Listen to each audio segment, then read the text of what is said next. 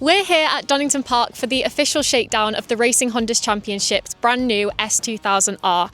I'm here with Luke. Now Luke, you've just had a chance to go out on track and shake down the car for the first time. What have your first impressions been? How has it felt out on track? Power, grip, steering? Oh, it's brilliant. Yeah, really impressed with it. I was a little bit concerned to start with it was going to be a bit of an oversteering nightmare, but no, it drives really well. Obviously we're on the A52 tyres, which give it loads of grip. So we've had to change some of the suspension setup to get it really good, but yeah, it drives really well. Corner exit grip is good, and then obviously the power of the engine is good. It pulls you through the corners and everything else. So yeah, it's been really good fun. Amazing. Obviously, we're just here on a track day today, but you'll be competing in Class B at Donington Park on Monday before the car moves into its own S2000 Cup class next year. For those that might not know, could you talk a little bit about the power and weight of the car and then also explain a little bit about the class structure of the championship? Yeah, okay. So the way Racing Honda's works, it's got three classes. Class B, which is what we're entering, is 195 brake horsepower per tonne. So basically, you've got to get the weight of the driver and the car and the power and divide one by the other and get to the answer. So this car makes 240 horsepower. That's what S2000s make from factory.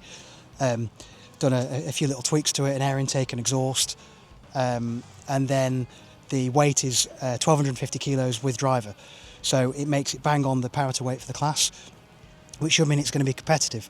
Obviously at the moment, that class is full of front wheel drive Civics. Yeah. So it's going to be quite different. There's going to be advantages and disadvantages of both. I think off the line, the rear wheel drive should be really good. And then I prefer rear wheel drive the way they drive. So I think it should be good throughout the whole track.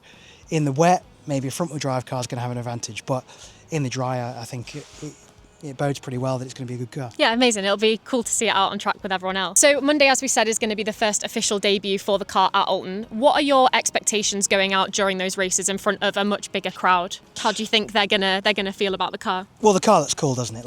Everyone that's seen the car today thinks it's cool. We've had loads of interest from various different drivers, from MX-5s to Caterhams. So I think the car looks right.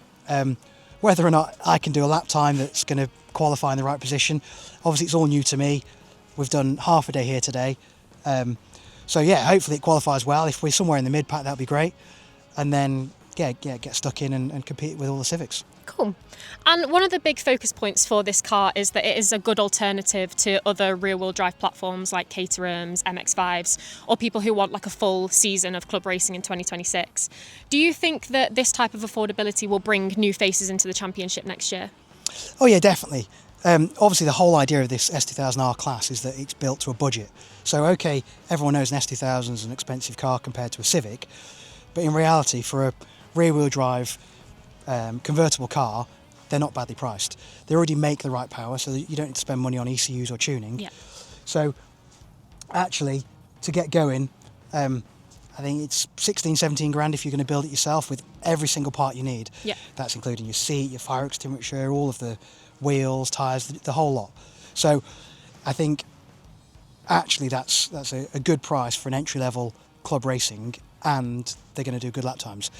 Today on the track day, the amount of cars that it's showing up, because they've just got so much more grip and corner exit speed than lots of other cars. So I think as soon as anyone drives one, people will realise that they're a really good bang for the buck. And finally, you've been the first person to drive this brand new car today. It's exciting, it's a big moment. What has been your personal highlight of today's shakedown, and what are you most excited about seeing a full grid of S2000s next year? Well, today's been brilliant. As I said earlier, I can't believe how well the car handles. Obviously, I've driven Civics in the past, I've obviously got Suzuki, and I had no idea how well it was going to handle. This morning it was wet, it drove really well, it was great fun. Now the track's dried out, it's been even better. So I think overall, the way the car drives has been amazing. A full grid of S2000s would be incredible. I don't think there's one grid in the world that's got a full grid of S2000, so that would be amazing. For next season, we're actually doing the first 3 builds that get built and registered get free entry for next season for the whole championship. So yeah, we're doing everything we can to try and get a grid of these cars out there, and yeah, hopefully it'll be good and a load of screaming VTECs going. Yeah, hopefully we'll see them all out on track next year. Well, thank you so much for speaking for us today, and we look forward to seeing you out on track at Alton. Yeah, thank you very much.